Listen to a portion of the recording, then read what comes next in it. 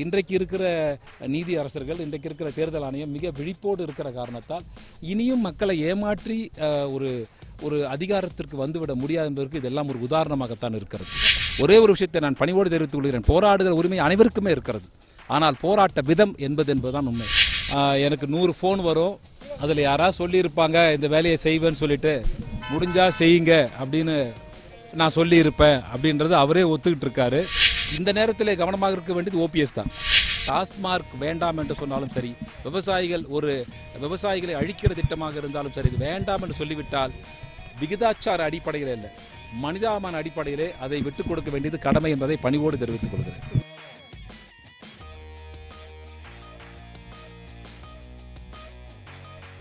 இன்னைக்கு காலையில் தான் தொலைக்காட்சியில் பார்த்தேன். I saw a press meet in the morning. He's given, but he is committed himself. அவரே ஒத்துக்கொண்டிருக்கிறார். இந்த செய்தியை நீங்கள் பார்த்துருக்கலாம். எனக்கு 100 ஃபோன் வரும். அதில் யாராவது சொல்லியிருப்பாங்க இந்த வேலையை செய்வேன்னு சொல்லிட்டு, முடிஞ்சா செய்யுங்க அப்படின்னு நான் சொல்லியிருப்பேன் அப்படின்றது அவரே ஒத்துக்கிட்டு இருக்காரு. அது உங்களுடைய பைட்ஸில் பார்த்துருக்கலாம், நீங்கள் தொலைக்காட்சியில் பார்த்துருக்கலாம். நான் இதைத்தான் வலியுறுத்தி சொல்லி கொண்டிருக்கிறேன். ஒரே ஒரு தொகுதிக்கு கிட்டத்தட்ட ஒரு 100 கோடி நெருங்கி செலவு செய்யப்பட்டிருப்பதாக தேர்தல் ஆணையம் கண்டறிந்து அந்த தேர்தலை ரத்து செய்திருக்கிறது. இன்றைக்கு அவருக்கு டெல்லியிலிருந்து சம்மன் வந்திருப்பதாக சொல்லியிருக்கிறார். அந்த செய்தியை நான் பார்க்கிற போது அவரே ஒத்துக்கொண்டிருக்கிறார். கிட்டத்தட்ட எனக்கு 100 தொலைபேசி வருகிறது, நான் அதை யாராவது கேட்டிருப்பாங்க, இதை செய்ய முடியும் என்று, முடிந்தால் செய்யுங்கள் என்று சொல்லியிருப்பேன் அப்படின்னு ஒத்துக்கிட்டாலே கமிட் பண்ணதான் அர்த்தம். அதுவே அவருக்கு மிகப்பெரிய சாட்சியாக அமைந்து விட்டது. அதற்கே அவர் பதில் சொல்ல வேண்டிய கட்டாயத்தில் இருக்கிறார். அதிமுக அரசு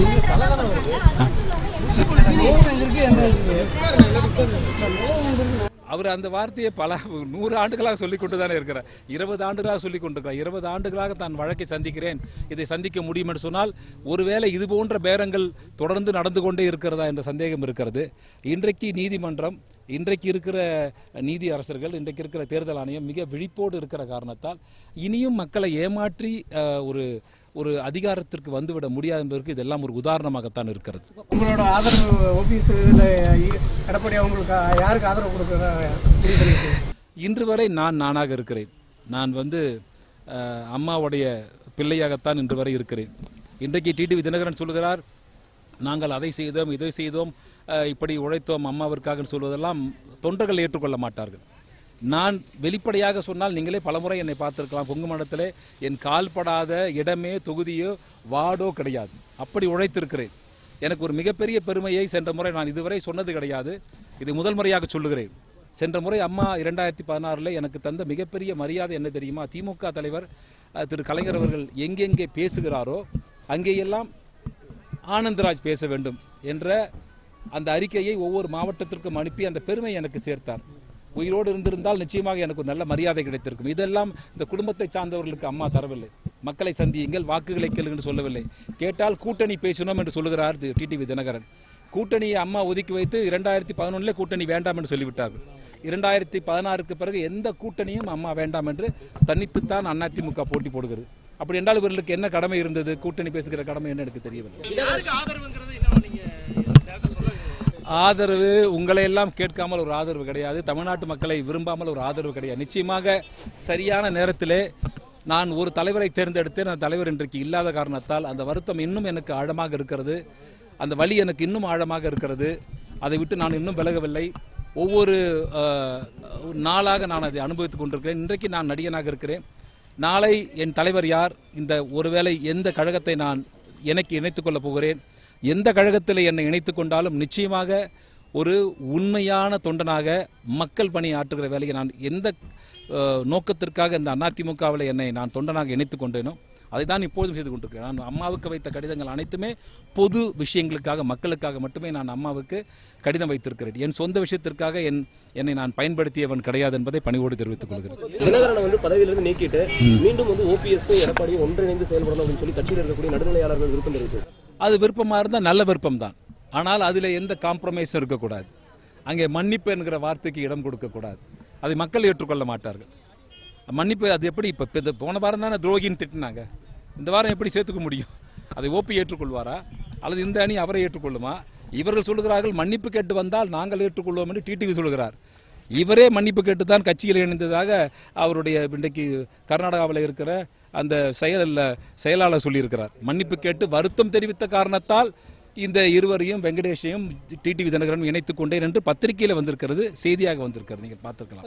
ஆனால் மீண்டும் இவர்கள் மன்னிப்பார்கள் என்று சொன்னால் அந்த மன்னிப்பை மக்கள் ஏற்றுக்கொள்ள தயாராகவில்லை. அதில் எவ்வளவு அழுத்தம் இருக்கும் என்பதை கவனிக்க வேண்டும். இது உண்மையாகவே இருக்கிறதா அல்லது நாடகமா என்பதை உணர்ந்து இந்த நேரத்தில் கவனமாக இருக்க வேண்டியது ஓபிஎஸ் தான். ஓபிஎஸ் அவர்கள் மீண்டும் இணைந்து இந்த கட்சியை நடத்த வேண்டும் என்று நினைத்து விட்டால் அதில் எவ்வளவு உண்மைத்தன்மை இருக்கிறது என்பதை மக்கள் உணர வேண்டும். சரி,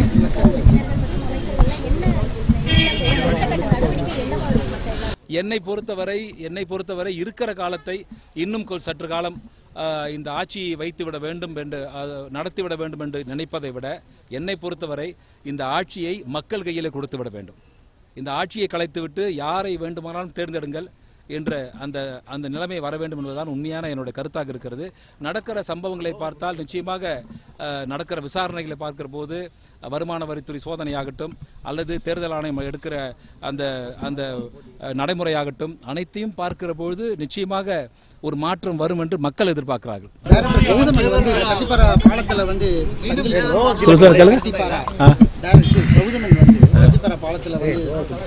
ஒரு மிகப்பெரிய அதை நான் சொல்ல வேண்டும் என்று ஆசைப்பட்டேன்.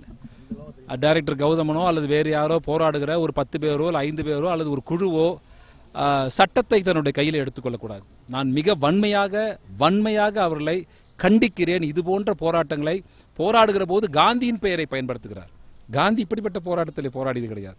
ஒரே ஒரு விஷயத்தை நான் பணிவோடு தெரிவித்துக் கொள்கிறேன். போராடுகிற உரிமை அனைவருக்குமே இருக்கிறது. ஆனால் போராட்ட விதம் என்பதுதான் உண்மை.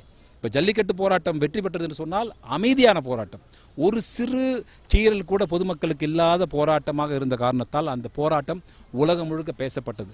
ஒரு இரும்பு சங்கிலி எடுத்து ஒரு பாலத்தை, அதுவும் மிக அதிகமாக போக்குவரத்து இருக்கிற பாலத்தை கட்டுகிற உரிமை தந்ததற்கு நான் பணிவோடு கேட்கிறேன். கடவுளாக கருதப்படுகிற நீதிபதிகள் எத்தனையோ வழக்குகளை தானாக முன்வந்து விசாரணைக்கு எடுத்துக்கொள்கிற நீதிபதிகள் இந்த வழக்கையும் விசாரணைக்கு எடுத்து இதுபோன்ற தீவிர மிக மக்களை துன்பத்துக்குள்ளாக்கிற போராட்டங்களை செய்கிறவர்களை கடுமையாக தண்டிக்க வேண்டும் என்பதுதான் என்னுடைய பணிவான வேண்டுகோள். இன்னொரு வேண்டுகோள் பத்திரிகைகளுக்கு, ஊடகங்கள் இது போன்ற போராட்டக்காரர்களை நீங்கள் உற்சாகப்படுத்தக்கூடாது. இதனால் மக்களுக்கு அன்றைக்கு நான் கேள்விப்பட்ட இரும்புச் சங்கிலியை கட்டி வச்சா பைக்கில் குழந்தைய உட்கார வச்சுட்டு போகிற நிறைய பேரண்ட்ஸ் இருக்காங்க. அந்த குழந்தையோட கழுத்தில் அடிக்கும் அந்த சங்கிலி. அது எவ்வளோ பெரிய ஒரு தீவிரவாத செயல் அது. இது போன்ற போராட்டத்தை மக்கள் விரும்பவில்லை என்பதுதான் என்னுடைய படிவான கருத்து. இப்போ தற்போது விவசாயிகள் பல்வேறு போராட்டம் பண்ணிட்டு இருக்காங்க. அதிமுக ஏகப்பட்ட எம்பி இருக்காங்க. அவங்க வந்து கண் துடைப்புக்காக ஒவ்வொருத்தரும் போய் பேசிட்டு வந்துட்டு இருக்காங்க. இப்போ திமுக அனைத்து கட்சி கூட்டத்துக்கு 25ஆம் தேதி போகுது. இது எல்லாமே ஒரு டிராமாவா தெரியுது. விவசாயிகள் போராட்டம் மட்டுமல்ல, இன்றைக்கு நடக்கிற மது ஒழிப்பு போராட்டம். என்னை பொறுத்தவரை ஒரு பாரதிய ஜனதா கட்சி ஒரு நிர்வாகி ஒருவர் தொலைக்காட்சியில் பேசும்போது சொன்னார், ஆர்கே நகரில் செலவழித்த பணம் 4 நாள் டாஸ்மார்க் வருமானம் என்று சொன்னார். அது வெளிப்படையாக இருக்கிறது. அதாவது ஒரு பாட்டிலுக்கு 10 ரூபாய் உயர்த்தி விற்றாலே போதும் 4 நாள் செலவுன்னு அவரே வெளிப்படையாக சொல்கிறார். அப்போ இதை இந்த வியாபாரம் குறைந்தால் அவர்களுக்கு நஷ்டம் என்று ஒருவேளை நம்பி கடையை திறக்கலாம். இன்றைக்கு அதிகமாக போராடுகிற மக்களிலே கொங்கு மண்டல மக்களும் அதிகமாக இருக்கிறார்கள்.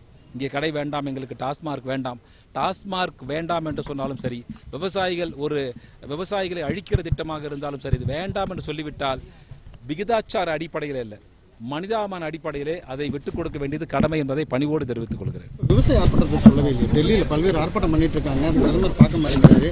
பல்வேறு பிரச்சனை நடந்துட்டு இருக்குது. ஆனால் அதிமுக எம்பியும் அவங்களாம் பார்த்துட்டு வெறும் கண் துடைப்புக்காக பண்ணிட்டு இருக்காங்க. போக வேண்டும். முதலமைச்சர் கிளம்பி போன பிறகு அவர்கள் கோரிக்கை சொன்ன பிறகு ஒரு தமிழக மக்களுடைய பிரதிநிதியாகத்தான் முதலமைச்சர் இருக்கிறார். முதலமைச்சர் சென்று சேர்ந்து அவர்களோடு சேர்ந்து இணைந்து போராட வேண்டும்.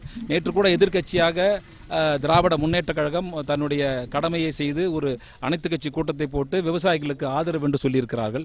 இதை ஆளுகிற அரசு செய்திருக்க வேண்டும் என்பதுதான் மக்களுடைய கருத்தாக இருக்கிறது. எடப்பாடி பழனிசாமியுடைய அந்த ஆட்சி நிர்வாகம் எங்கே இருக்கிறது? ஒரு நிர்வாகம் கூட இல்லையே. இன்றைக்கு மாணவர்களே கேளுங்கள், யார் முதலமைச்சர் என்று கேட்டால் சொல்ல தெரியாது என்று தான் சொல்வார். பெயர் தெரியாத ஒரு முதலமைச்சராகத்தான். ஒரு ஆட்சி இருக்கிறதா என்று தெரியவில்லை. இருக்கிற வரை லாபம் என்று இருக்கிற சட்டமன்ற உறுப்பினர் மனமாற்றம் ஏற்பட வேண்டும் என்பதுதான் மக்களுடைய கருத்தாக இருக்கிறது.